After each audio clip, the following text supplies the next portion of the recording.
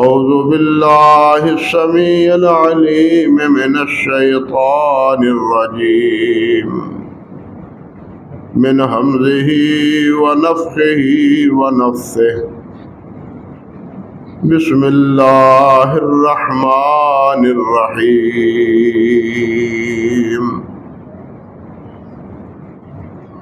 وَإِذْ أَخَذَ اللَّهُ مِيثَاقَ النَّبِيِّينَ لَمَا آتَيْتُكُم مِّن كِتَابٍ وَحِكْمَةٍ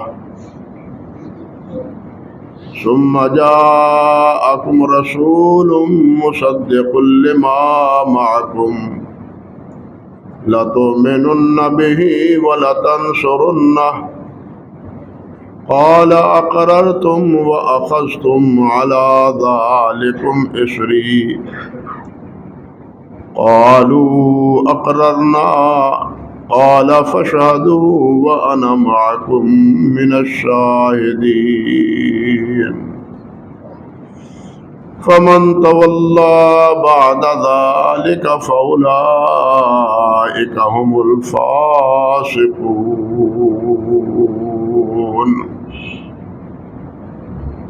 سبحان ربك رب العزة عما يصفون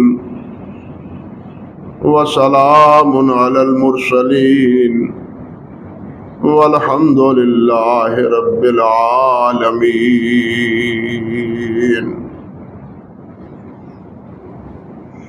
محترم معزز سامعین کرام، عزت مآب میری بہنوں اور بیٹیوں،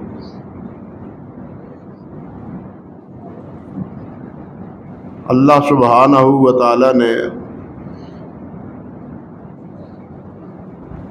انسان ہوں یا جن ہوں، دونوں کی ہدایت اور رہنمائی کے لیے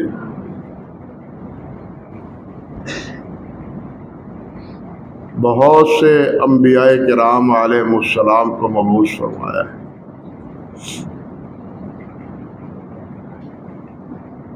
ہر نبی آئے اپنے اپنے دور میں اور اللہ کے توحید اور اللہ کے دین کی دعوت انہوں نے اپنی قوم کو اور اپنے مخاطبین کو دی۔ سب اولو العزم ہیں، سب بڑی شان والے ہیں، ہر ایک کا ایک علیحدہ علیحدہ امتیاز، شان اور مقام ہے۔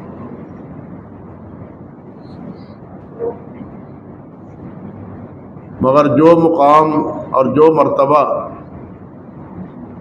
اللہ سبحانہ و تعالی نے اپنے حبیب سیدنا محمد رسول اللہ صلی اللہ علیہ وسلم کو عطا فرمایا ہے، وہ کسی اور کو عطا نہیں فرمایا۔ آپ کا آنا بھی اور آپ کے بارے میں اللہ سبحانہ و تعالیٰ کا انبیاء کرام علیہ السلام سے عہد لینا بھی ایک ایسی مثال ہے کہ آپ کے علاوہ یہ کسی اور کے حصے میں نہیں آئی۔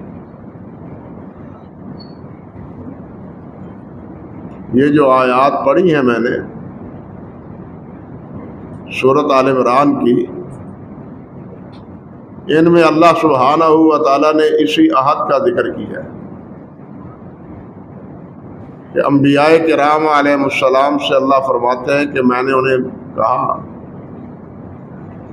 کہ جب میں تمہیں کتاب دے دوں، تمہیں نبی بنا دوں، رسول بنا دوں، اور پھر تمہارے پاس ایک رسول آئے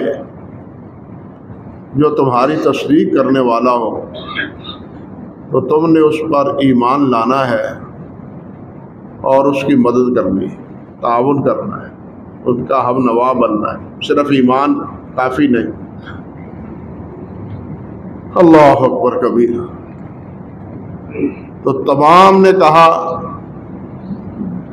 کہ ہم اس بات کا اقرار کرتے ہیں اس کا عہد کرتے ہیں، اعتراف کرتے ہیں کہ جب وہ آئیں گے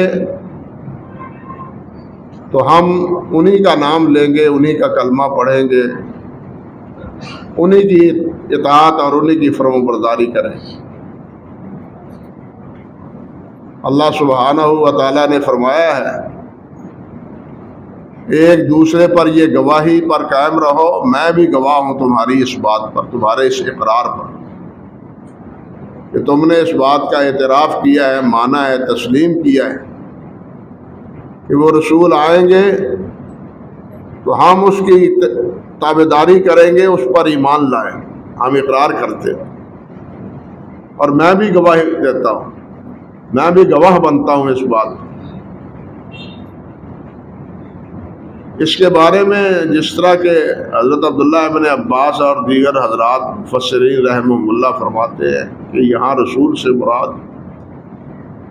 سید الانبیاء حضرت محمد رسول اللہ صلی اللہ علیہ وسلم، گویا آپ کی تشریف آوری سے پہلے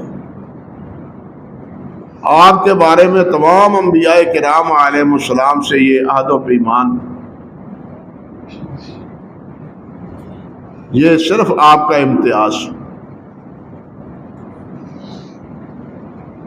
اور دوسری بات یہ کہ اللہ ذوالجلال نے کوئی اپنی قدرت کاملہ سے ایسا انتظام کیا کہ عقل و فکر دنگ ہو کے رہ جاتی۔ نبی علیہ السلام کی ولادت سے صرف 50 یا 55 دن پہلے وہ معروف واقعہ رونما ہوا تھا جس میں ابرہ ہاتھیوں کا لشکر لے کے بیت اللہ کو گرانے کے لیے یمن سے چلا تاکہ مکہ مکرمہ کے اس معبد خانے کو گرا دیا ہے۔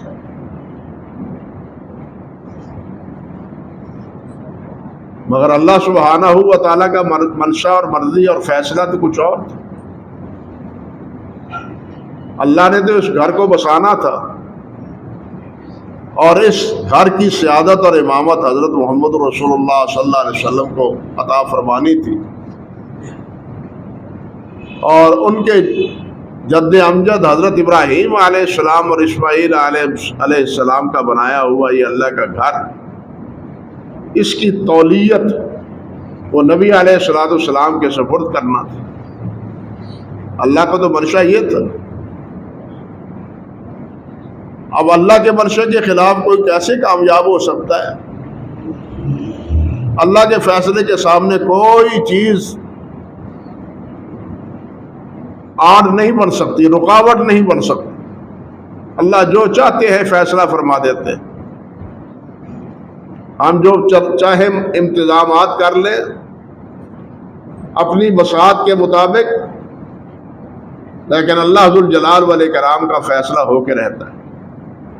اس کی بہت سی باتیں ہیں، بہت سے واقعات اور بہت سے دلائل، اور حقیقت ہے یہ ہمارا ایمان بھی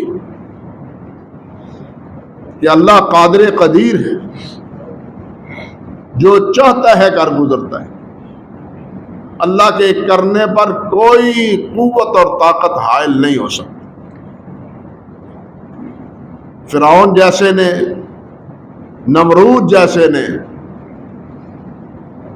آزما کے دیکھ لیا، نہ فرعون کامیاب ہو سکا۔ اللہ ذوالجلال والاکرام نے اسی کے گھر میں موسیٰ علیہ السلام کی پرورش پائی، اس کے گود میں، جو اس کی تباہی کا سبب بننا تھا، اور جس کے لیے اس نے ہزاروں بنی اسرائیل کے بچے مروا دیے تھے۔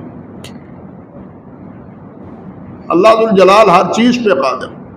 اللہ کے لیے کوئی مشکل، ہمارے لیے مشکلات ہیں، پریشان ہوتے ہیں، یہ ہمارا کام ہے۔ اللہ تعالیٰ کے ہاں کوئی پریشانی کا تصور ہی نہیں۔ وہاں تو اذا اراد بشیء یقول له کن فیکون۔ جب اللہ ذوالجلال کسی بات کے بارے میں فیصلہ فرما لیتے ہیں تو کہتے ہیں ہو جا، وہ ہو جاتا ہے، کوئی چیز رکاوٹ نہیں بنتی۔ ہمارے لیے رکاوٹیں ہیں، ہمارے لیے تدبیریں ہیں، ہم پلاننگ کرتے ہیں، ہم منصوبہ بناتے ہیں، لیکن اللہ ذوالجلال والاکرام اس قسم کے باتوں سے بالکل بالا تر ہے۔ تو اللہ سبحانہ و تعالیٰ نے وہ آپ کی ولادت سے صرف 50-55 دن پہلے یہ جو ابرہ بیت اللہ کو گرانے کے لیے آیا تھا، اللہ سبحانہ و تعالیٰ نے چھوٹی چھوٹی ابابیلوں کے ذریعے ان کا بھرکس نکال دی.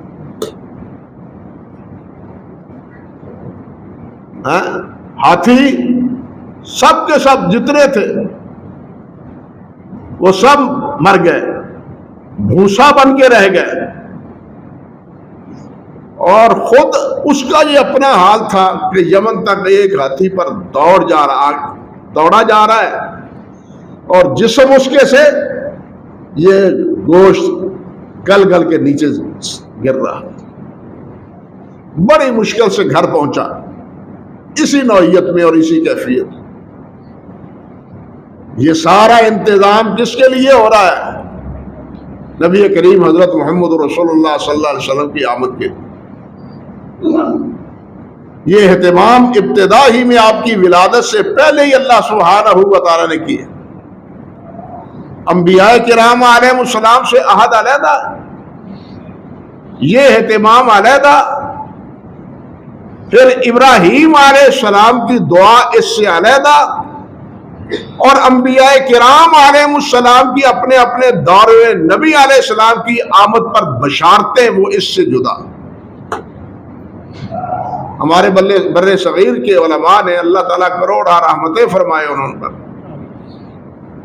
انہوں نے مستقل کتابیں لکھی ہیں اس موضوع پر کہ تورات میں، انجیل میں، زبور میں زرتشت آتش پرستوں کا جو دیوتا جن کو مانا جاتا ہے ان کی مذہبی کتابوں میں کہاں کہاں نبی علیہ الصلوۃ والسلام کے بارے میں بشارتیں موجود. مستقل اس موضوع پر کتابیں، اور یہ اپنی جگہ ایک طویل موضوع ہے. مگر حضرت عیسیٰ علیہ السلام کی گواہی اور ان کی پیشین گوئی تو خود قرآن مجید نے بیان فرمائی. اللہ ذوالجلال نے ذکر فرمایا ہے، عیسیٰ علیہ السلام نے فرمایا یا بنی اسرائیل انی رسول اللہ الیکم مصدقا لما بین یدی من التوراۃ ومبشرا برسول یاتی من بعد اسمہ احمد. بنی اسرائیل، میں تمہاری طرف رسول بنا کے بھیجا گیا ہوں، مجھ سے پہلے تورات ہے، میں اس کی تصدیق کرتا ہوں، اور ایک رسول کی بشارت تمہیں دیتا ہوں جو میرے بعد آئے گا اور اس کا نام احمد ہوگا، اور اس کا نام احمد ہوگا. اللہ اکبر. حضرت حلیمہ نے یعنی والدہ گرامی نے تو آپ کا نام اور دادا نے آپ کا نام محمد رکھا تھا.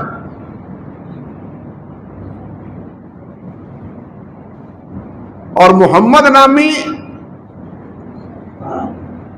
کم سے کم 8-10 افراد ہیں جن کا اس دور میں تذکرہ حافظ ابن حجر نے فتح الباری میں بھی کیا ہے اور الروض العنف میں علامہ سہیلی نے بھی کیا ہے.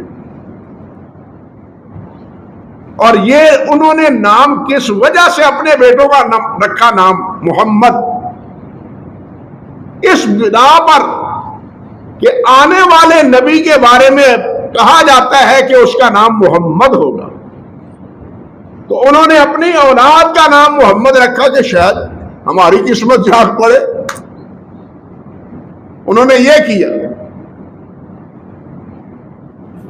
ہمارے بیٹے کے سر پر ہی یہ تاج رکھ دیا جائے، لیکن نہیں.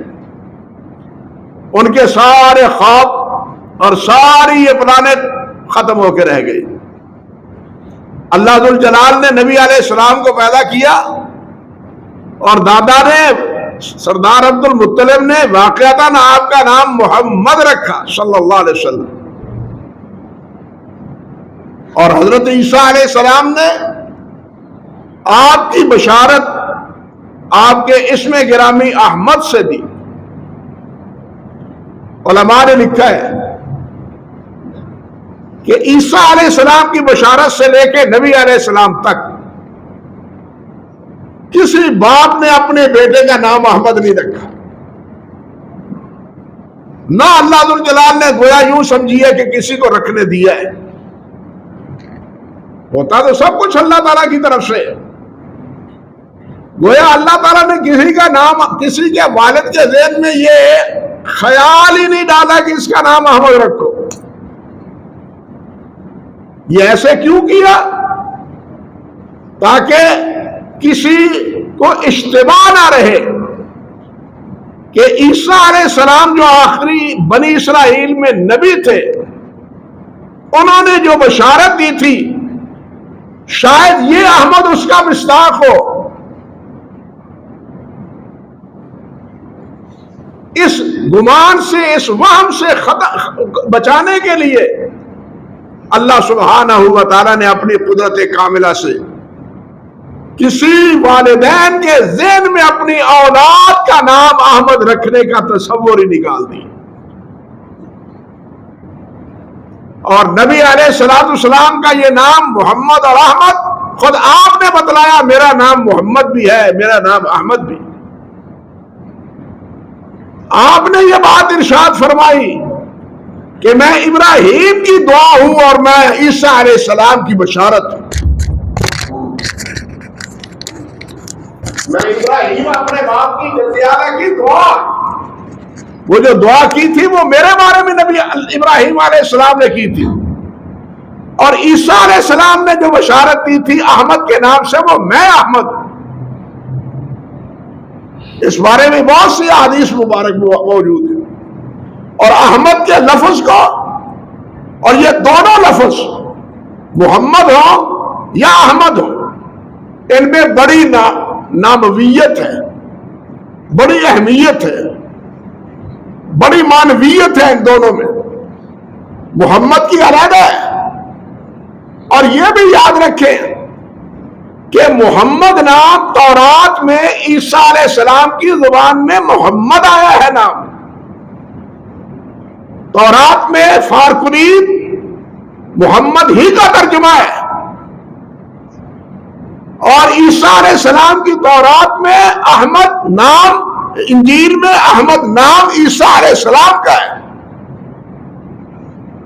پھر موسیٰ علیہ السلام نے محمد کیوں رکھا اور عیسیٰ علیہ السلام نے احمد کیوں بتلایا؟ یہ اپنی جگہ ایک راز ہے. حافظ ابن قیم رحمۃ اللہ علیہ نے جلال افہام میں بڑی بہت ہی خوبصورت باتیں لکھی ہیں اس حوالے سے، جو مستقل موضوع چاہتی ہیں کہ موسیٰ علیہ السلام نے محمد کیوں کہا اور عیسیٰ علیہ السلام نے احمد کیوں کہا، ایک ہی نام سے بشارت کیوں نہیں؟ اور احمد کے نام کے ساتھ تو ایسی موافقت ہے کئی چیزوں میں کہ حیرانی ہوتی ہے. اللہ سبحانہ و تعالی نے جو اپنا کلام اپنے حبیب علیہ السلام پر نازل فرمایا، اس کا افتتاحی کلمہ وہ کیا ہے؟ الحمدللہ. حمد سے اس کی ابتدا ہے. اور ساتھ یہ بھی فرمایا نبی علیہ السلام نے کہ اب میں احمد ہوں، اللہ کی حمد کہنے والا. اور نبی علیہ السلام حقیقت یہ ہے احمد الحامدین ہے. جتنے حمد کہنے والے ہیں ان سب میں زیادہ حمد اللہ کے حبیب حضرت محمد رسول اللہ صلی اللہ علیہ وسلم نے کی. اللہ اکبر کبیرہ. اسی طرح اللہ ذوالجلال قیامت کے دن جو جھنڈا آپ کے دستے مبارک میں عطا فرمائیں گے، اس جھنڈے کا نام آپ نے فرمایا اس کا نام لوائے حمد ہے، حمد کا جھنڈا، بیدی لواء الحمد، کہ میرے ہاتھ میں حمد کا جھنڈا ہوگا۔ اور یہ بھی فرمایا کہ میری امت حمادون ہوگی، وہ بھی حمد سے ہے، اللہ کی حمد کہنے والی۔ اختتام کلام کا وآخر دعواہم ان الحمد للہ رب العالمین، وہ بھی حمد پر ہے۔ آپ کھانا کھاتے ہیں الحمد تو کہتے ہیں، کرتے ہیں، پانی پیتے ہیں حمد کرتے ہیں، لباس پہنتے ہیں حمد کہتے ہیں اللہ ذوالجلال والاکرام کی، اللہ اکبر کبیرہ۔ اور جنت میں جائیں گے تو وہاں بھی آخری بات اہل جنت کی یہی ہوگی، وآخر دعواہم ان الحمد للہ رب العالمین۔ اللہ کا شکر ہے کہ اللہ ذوالجلال والاکرام نے ہمیں جنت عطا فرما دی۔ اللہ اکبر۔ اختتام سفر ہے تو وہاں بھی آئبون تائبون حامدون لربنا حامدون، وہاں بھی یہی حمد ہے۔ اور آخر میں اللہ ذوالجلال نے حکم یہ دیا ہے فسبح بحمد ربک واستغفر۔ یہاں یہ بات بھی سمجھیے جس کا اشارہ حافظ ابن قیم رحمۃ اللہ علیہ نے کیا ہے کہ حمد کام کے اختتام پر ہوتی ہے، کام کے عموماً اختتام پر ہوتی، الحمدللہ کام ہو گئے، اللہ کا شکر ہے کام ختم ہوا الحمدللہ۔ تو یہ نبوت کا کام بھی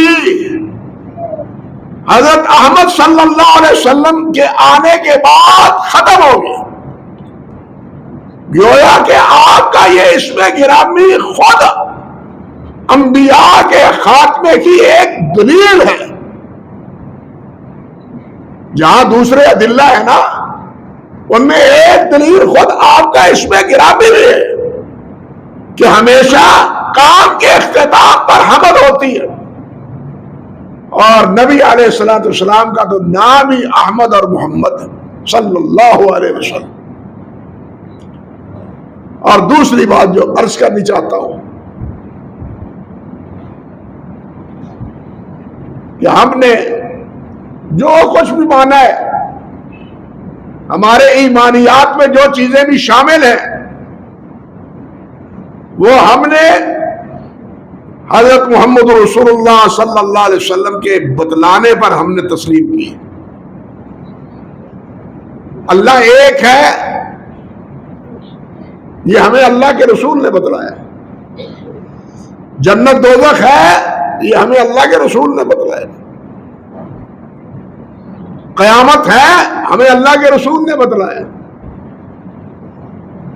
عذاب قبر ہے ہمیں اللہ کے رسول نے بتلایا، فرشتے ہیں جن ہیں ہمیں اللہ کے رسول نے بتلایا ہے۔ گویا جتنے بھی ایمانیات ہیں، بلکہ اسی طرح عمل ہے، نماز ہے تو یہ نماز کا طریقہ ہمیں کس نے سکھایا ہے؟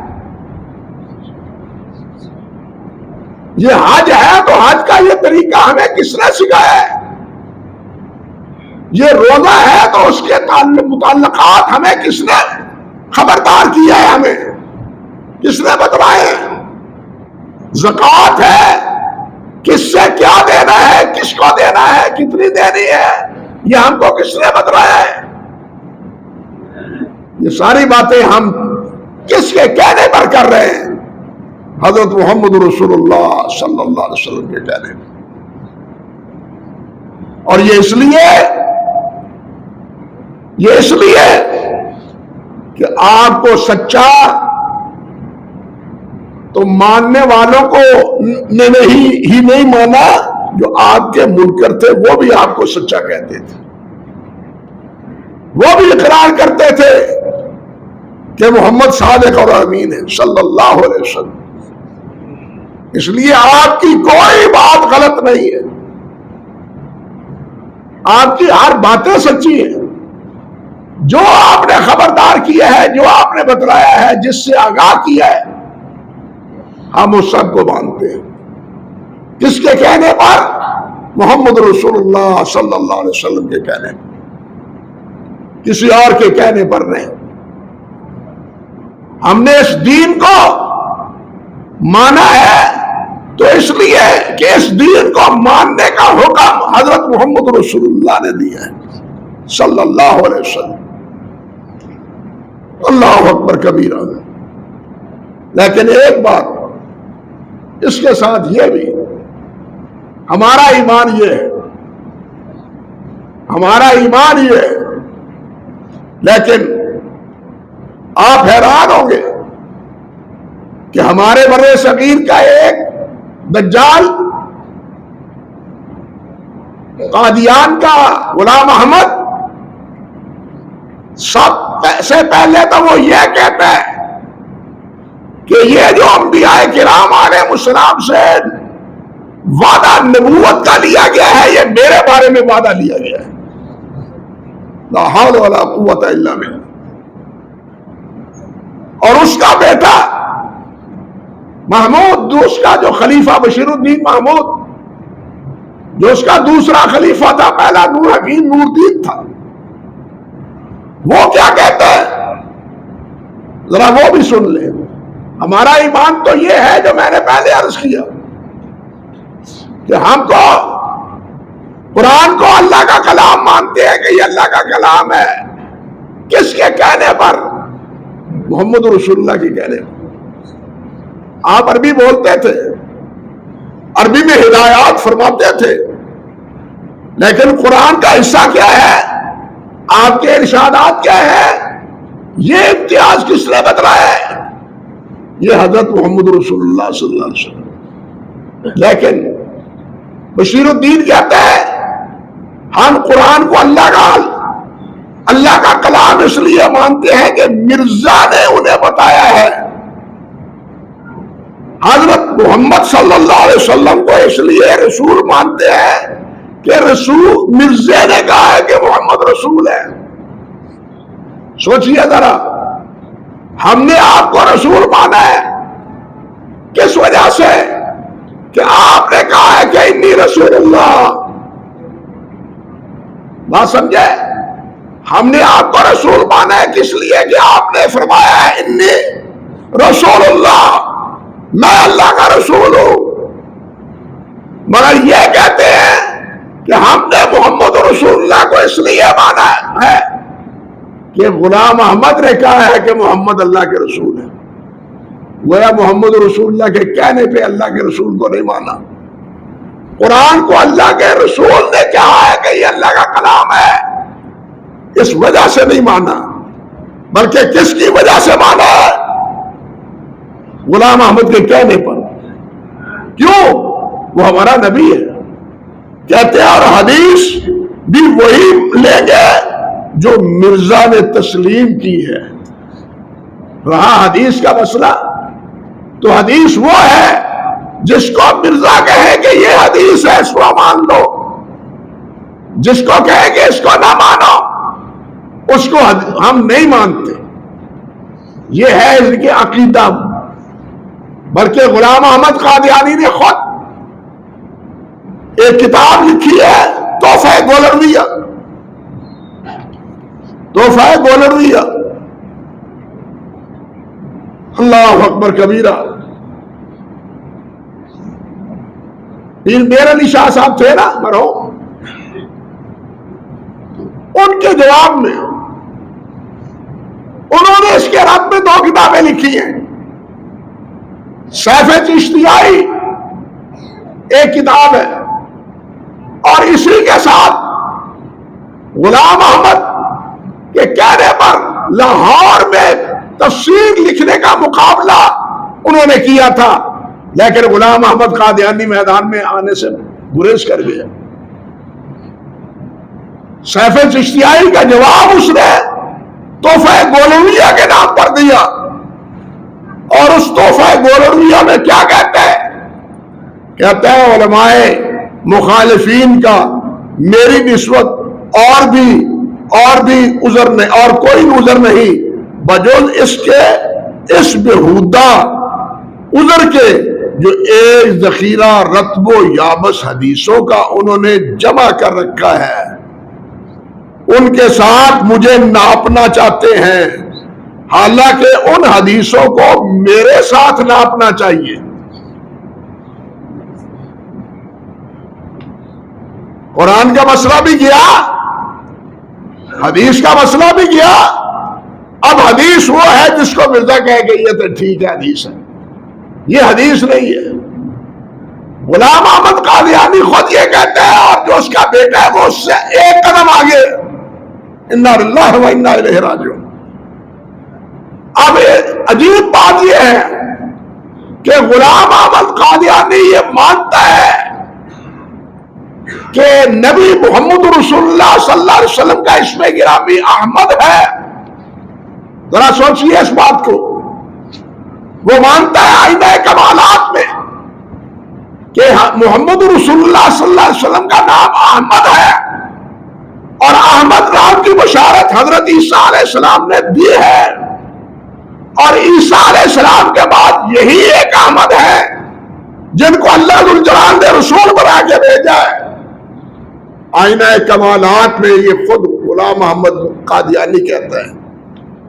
لیکن آپ حیران ہوں گے کہ یہی بشیر الدین محمود وہ یہ کہتا ہے، وہ کہتا ہے کہ نبی علیہ السلام کا نام احمد نہیں ہے، یہ نبی احمد نام غلام احمد قادیانی کا ہے، میرے باپ کا ہے۔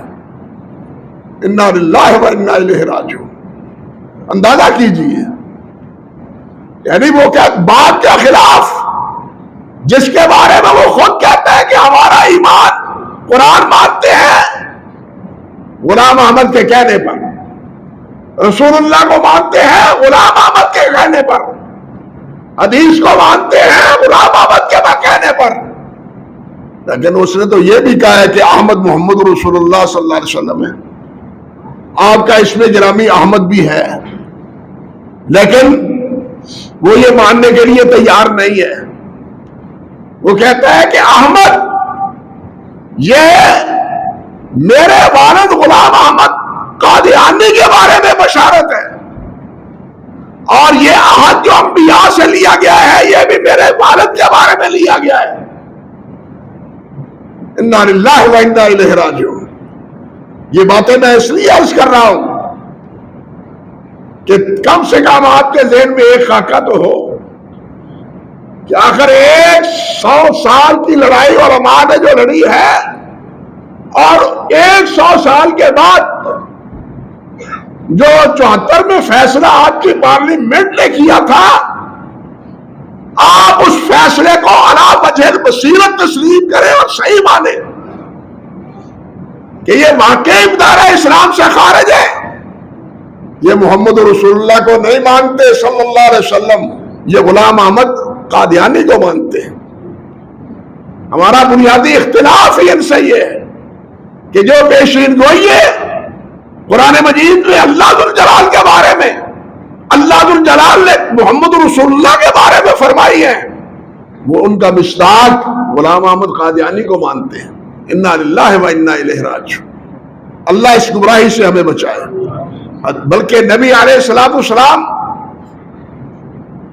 کے آنے کے بعد جس طرح میں نے عرض کیا کہ احمد یا حمد یہ ایک کام کے اختتام اور انجام کی بات ہوتی ہے، یہ محمد اور احمد کا نام خود دلیل ہے کہ آپ کے بعد کوئی اور نبی نہیں ہے۔ یہی نہیں کہ آپ نے فرمایا میں محمد ہوں، میں احمد ہوں، میں حاشر ہوں، یہی نہیں، بلکہ اللہ ذوالجلال والاکرام نے خاتم النبیین ہونے کی مہر آپ کی پشت پر لگا دی تھی۔ خاتم النبیین ہونے کی پشت مہر آپ کی پشت پر لگا دی تھی۔ حضرت علی فرماتے ہیں رضی اللہ تعالی عنہ، کان بین کتفیہ خاتم النبوہ وہو خاتم النبیین، کہ نبی علیہ السلام کے دو شانوں کے درمیان یہ مہر مبارک تھی، اور آپ خاتم النبیین تھے۔ حضرت صاحب فرماتے ہیں میں بیمار تھا، نبی علیہ السلام کے پاس والدہ گئی، عرض کیا حضور بیٹا ایک عرصے سے بیمار، آپ تشریف لائے، آپ نے وضو کیا، میرے سر پہ ہاتھ رکھا، بقیہ وضو کا پانی جو تھا وہ میں نے نوش کیا، پھر وہ کہتے ہیں وَدَعَانِي بِالْبَرْكَةِ، میرے لیے برکت کی دعا کی، ثُمَّ تَوَضَّأَ فَشَرِبْتُ مِنْ وُضُوئِهِ، پھر آپ نے وضو کیا اور آپ کے وضو کا باقی حصہ میں نے نوش کیا، ثُمَّ قُمْتُ خَلْفَ ظَهْرِهِ، پھر میں آپ کے پیچھے کھڑا ہو گیا، فَنَظَرْتُ إِلَىٰ خَاتِمِ النُّبُوَّةِ بَيْنَ قَدْفَيْهِ، میں نے دونوں کندھوں کے درمیان نبی علیہ السلام کی یہ مہر مبارک دیکھی۔ یعنی یہ نہیں کہ صرف اللہ نے فرما دیا ما کان محمد ابا احد من رجالکم ولکن رسول اللہ خاتم النبیین، صرف یہی نہیں کہا بلکہ آپ کے جسد اطہر پر ختم نبوت کی مہر بھی جڑ دی۔ بات سمجھے؟ اللہ نے نازل ہی نہیں یہ آیت کی بلکہ دلیل ایک برہان کے طور پر آپ کے شانے پر یہ ختم نبوت کی مہر ہی لگا دی۔ صحابی فرماتے ہیں وہ ایسے ہی تھی جیسے ایک بٹن کے اوپر دھاگے لگا دیے جائیں اور بٹن بڑا ہو جاتا ہے، بس اس نوعیت کی وہ مہر تھی جو نبی علیہ السلام کے کندھوں کے مابین اللہ ذوالجلال نے لگا رکھی تھی۔ تو یہ ہیں ہمارے خاتم النبیین، یہ ہیں امام الانبیاء، یہ ہیں نبی الانبیاء، یہ ہیں سید الانبیاء، یہ ہیں شافع الانبیاء، بلکہ قیامت کے دن حضرت عیسیٰ علیہ السلام فرمائیں گے کہ جاؤ خاتم النبیین کے پاس۔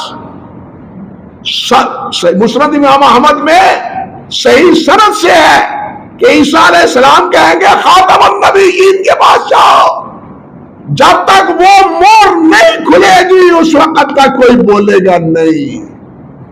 اللہ نے سب کے منہوں پہ مہر لگا دی ہے، کوئی بول نہیں سکتا۔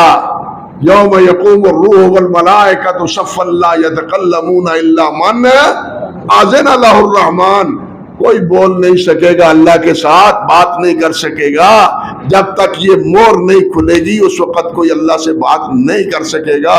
محمد رسول اللہ کی خدمت میں جاؤ، وہ اللہ سے پہلے بات کریں پھر ہم بھی کوئی کر لیں گے۔ اللہ اکبر کبیرہ۔ تو اس حدیث میں بھی آخرت میں بھی حضرت عیسیٰ علیہ السلام، بلکہ جب عیسیٰ علیہ السلام آئیں گے تو وہ بھی نبی علیہ السلام کا جھنڈا ہی اٹھا کے لڑیں گے دجال کے خلاف۔ تو اللہ سبحانہ و تعالی ہمیں اپنے حبیب کے ساتھ وابستہ رکھے، ہمارا تعلق، ہماری وابستگی، ہمارے تمام تر نسبتیں، محبتوں کی، ولایتوں کی، وہ کن کے ساتھ قائم رہے؟ حضرت محمد رسول اللہ صلی اللہ علیہ وسلم کے ساتھ۔ اللہ تعالی ہماری دنیا بھی بہتر فرمائے اور آخرت بھی بہتر فرمائے۔ ملک میں سیلاب کی جو سارے ملک میں اس وقت آفت آئی ہوئی ہے، یہ اللہ تعالیٰ کے ایک عذاب کی ہے۔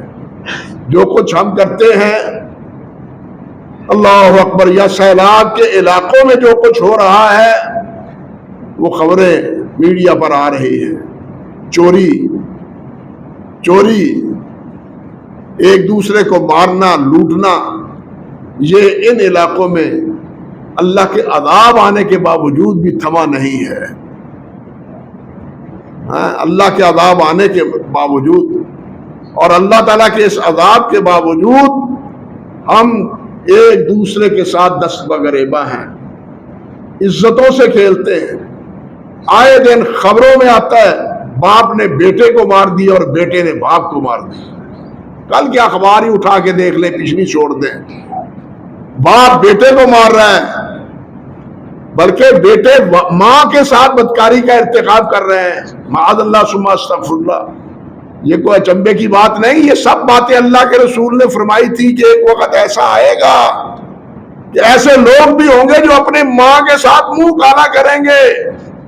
وہ ساری باتیں آج رونما ہو رہی ہیں اور عین عذاب کے وقت ہو رہی ہیں۔ لیکن پھر بھی ہم اللہ سے کی طرف نہیں آتے، اللہ سے توبہ نہیں کرتے۔ جب تک اللہ سے معافی نہیں مانگیں گے، اللہ کی طرف رجوع نہیں کریں گے، ہمارے حال نہیں بدلیں گے۔